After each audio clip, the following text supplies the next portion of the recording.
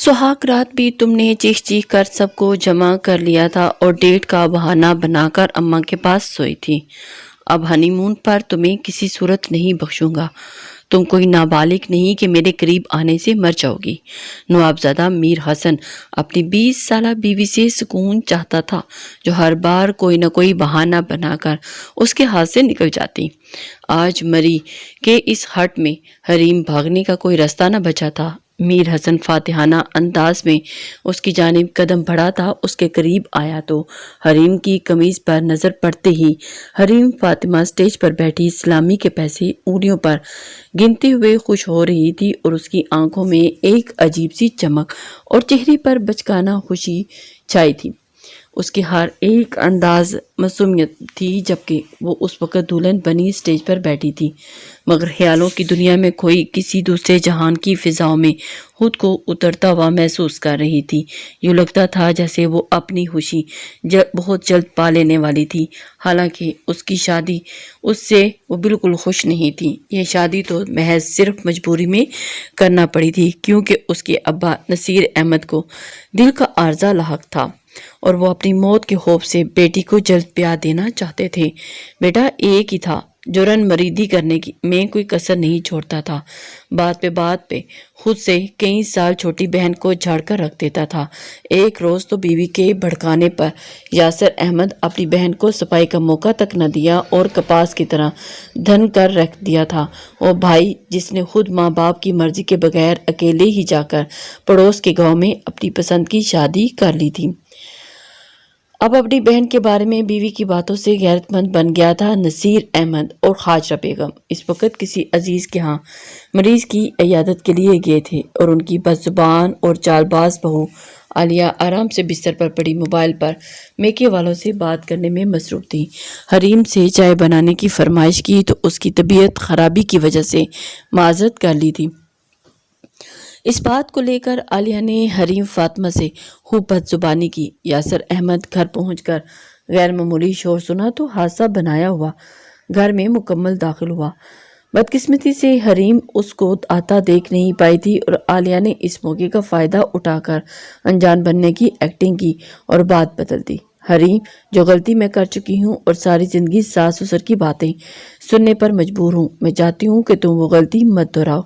दूसरी आलिया मत बनो जिसको सिर्फ पसंद की शादी करने की सजा मिल रही है। मैं अच्छी तरह जानती हूँ कि मैं तुम्हारे घर में किसी को पसंद नहीं हूँ, इसलिए तुम ये मोहब्बत वगैरह को भूल जाओ। अपने अम्मा अब्बा से बात करो या फिर मैं कह देती हूँ तुम्हारे लिए कोई अच्छा सा रिश्ता देखकर तुम्हारी शादी कर दे। यासर दम साधे अपनी बहन का जवाब सुनने का मुंतजिर था, जबकि हरीम एक पल को बुरी तरह से गड़बड़ाई थी, मगर फिर फौरन ही संभल कर बोली, मेरी शादी का यहाँ पर क्या जिक्र? आपको किसने कहा कि मेरे जाती मामलात में मुदाखलत करें? मैं अपने बाप के घर में बैठी हूँ और जब जी चाहेगा तभी शादी करूंगी। आपसे मशवरा नहीं चाहिए, आप बस अपने काम से काम रखें। हरीम का ये कहना था कि यासर का खून खोल उठा था। गैरत में आकर उसने बहन से मजीद कोई सफाई तलब करने के बजाय उसको मार मार कर अधमुआ कर दिया था। तुम्हारी ये जुर्रत कि अब तुम भी ये हरकतें करोगी? मैं अभी तक अपनी गलती पर नादिम हूँ, मगर लड़कियां मुंहजोरी करती अच्छी नहीं लगती। आज आ लेने दो अब्बा को, मैं तुम्हारा जल्द अज जल्द कोई बंदोबस्त करवाता हूँ। बिला वजह किसी बदनामी को सर पर बिठा रखें। कान खोल कर सुन लो, अब मैं दोबारा तुम्हारे मुंह से इस किस्म की कोई एक लफ्ज़ भी नहीं सुनना चाहता, वरना मैं तुम्हारा वो हश्र करूंगा कि सारी जिंदगी याद रखोगी। मैं तुम्हें अपने पैरों पर खड़ा होने के काबिल नहीं छोड़ूंगा। बुरी तरह मारते हुए यासिर अपनी बहन को धमकाता जा रहा था। जब तक वो खुद बुरी तरह हाँपने नहीं लगा, उसने अपना हाथ नहीं रोका था। जिस्म पर जाम बजा नील और चोटों के निशान लिए हरीम सहन में ही पड़ी बुरी तरह से रो रही थी और यासर गुस्से से तनफन करता अपने कमरे में जा चुका था। जबकि आलिया कुछ देर पहले अकड़ कर जवाब देती, नन का यह हाल देखकर फातिहाना मुस्कुराहट उसकी जानिब उछालती हुई, बस बहुत हुई, मेरा ख्याल है अब दोबारा कभी मेरे सामने जुबान दराजी करने की जुर्रत नहीं करोगी, वरना मैं हर बार से ज़्यादा बुरा हशर करवाऊंगी तुम्हारा। अगर चाहो तो इस घर में अपनी मर्जी से रह सकती हो, जब तक तुम्हारे वालिदैन खुद तुम्हारी शादी का फैसला ना करें। मैं यासर को ठंडा कर सकती हूँ, मगर तुम्हें मेरी हर बात और मेरा हुक्म मानना होगा। आइंदा कभी मेरे सामने ज़ुबान दराजी करने की कोशिश मत करना, वरना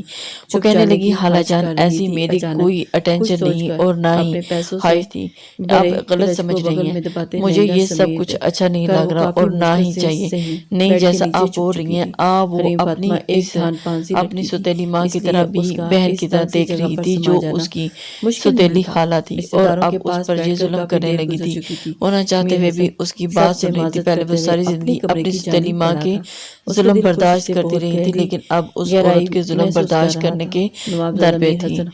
اس نے کبھی بھی یہ نہیں سوچا تھا کہ اس کی زندگی اس قدر خراب ہوگی۔ وہ ایسی ایجوکیٹڈ سے معلوم ہوتا تھا کہ وہ بھی اس کی سوتیلی ماں ہوگی تو وہ کبھی بھی شادی نہ کرتی۔ اسے تو یہی لگا تھا کہ اس کی شادی ہو جائے گی اور اپنی ماں سے دور چلی جائے گی، بے شک اس کا شوہر محبت نہ کرے لیکن اس کی زندگی میں سکون تو ہوگا، لیکن یہاں پر آ کر تو اس کو اور بھی اذیت اور مصیبت سہنی پڑ گی۔ اسے اندازہ ہوا کہ اس کی خالہ اسے کیا کرنے کو کہہ رہی تھی۔ وہ کہنے لگی نہیں خالہ جان میں ایسا نہیں کروں گی، اور کہنے لگی اس لڑکی کو بدنام کرنا چاہتی ہوں، چاہے اس کے لیے مجھے کچھ بھی کرنا پڑے، اسے بدنام کام کرنے کے لیے تم جیسی 2 ٹکے کی لڑکی کو میں نے اپنی بہو بنا کر لے کر آئی ہوں، اور تم ہو کہ میری بات ماننے کے لیے تیار نہیں ہو۔ پھر سوچ لو تمہارے ساتھ میں کیا کروں گی، اور تمہارے ساتھ تمہیں کسی کو منہ دکھانے کے قابل نہیں چھوڑوں گی۔ پھر تم کیا کرو گی؟ اور ایک بات یاد رکھنا، اگر آج تم نے اپنی امی کے فنکشن پر بلاج کے سامنے تمہاری کردار کی دھجیاں اڑا دوں گی، کسی کو منہ دکھانے کے تم قابل نہیں رہو گی، پھر سوچ لو تمہیں اپنی عزت پیاری ہے۔ غصے میں اسے دھمکیاں دیے جا رہی تھی، کہنے لگی ٹھیک ہے خالہ جان، جیسا بولیں گی میں ویسا کروں گی۔ وہ ان کا مقابلہ نہیں کر سکتی تھی، جس کی وجہ سے ان کی بات ماننے کے لیے مجبور ہو گئی تھی۔ ولیمے کے فنکشن میں وہ بہت زیادہ ڈیڈی اور سیمی میں لگ رہی تھی، کل سے زیادہ آج وہ حسین لگ رہی تھی۔ ایک شاندار خوبصورت سا جوڑا پہنے ہوئے وہ اس وقت کسی حسین ملکہ کی طرح لگ رہی تھی، لیکن آج اس کا مزاج کا موڈ بلاج کا موڈ قدرے ٹھیک لگ رہا تھا۔ کل وہ جس قدر غصے میں تھا، اس سے آج اس کے چہرے پر اسے کم غصہ چھایا ہوا تھا، اور اس نے کل رات بہت برا بہیو کیا تھا۔ اب اسے احساس ہو رہا تھا کہ وہ کہنے لگا ماشاءاللہ بہت پیاری لگ رہی ہے۔ وہ بہت نرمی سے بولا تھا، اور اس کے لیے بالکل نیا انداز تھا۔ بلاج کا یہ دیکھ کر تو انوش بیگم بھی حیران ہو گئی تھی، انہیں بالکل بھی اندازہ نہیں تھا کہ وہ اسے اتنی جلدی قبول کر لے گا اور اس کے ساتھ اس طرح سے رہے گا۔ اب تو ان کے لبوں پر اور زیادہ مسکراہٹ چھا چکی تھی، اور اپنا کھیل انہوں نے کھیلنا تھا وہ اسے قبول کر چکا ہے، اور اس کے بعد وہ ایسی ہی باتیں کرنے لگا تو ضرور وہ سب کے سامنے بدنام ہو جائے گا۔ تھوڑی ہی دیر کے بعد تائی جان کے اشارہ کرنے پر وہ کھڑی ہو چکی تھی، اور بلاج نے کہا کہ تمہیں کچھ کہنا ہے، کہ وہ ارد گرد لوگوں کی طرف دیکھے جا رہی تھی، اور اس کی بات میں وہ سر ہلاتی ہوئی کہنے لگی ہاں مجھے ایک اناؤنسمنٹ کرنی ہے۔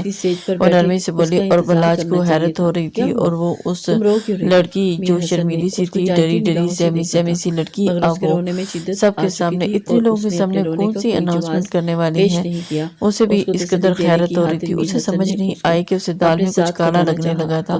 وہ جب اسے مائک پکڑایا گیا، تائی جان اسے آنکھوں میں اشارہ کر رہی تھی۔ اس نے بلاج کی طرف دیکھا، اور پھر اس کی آنکھوں میں نمی تہ رہی تھی، اس کا پورا وجود کپکپا رہا تھا۔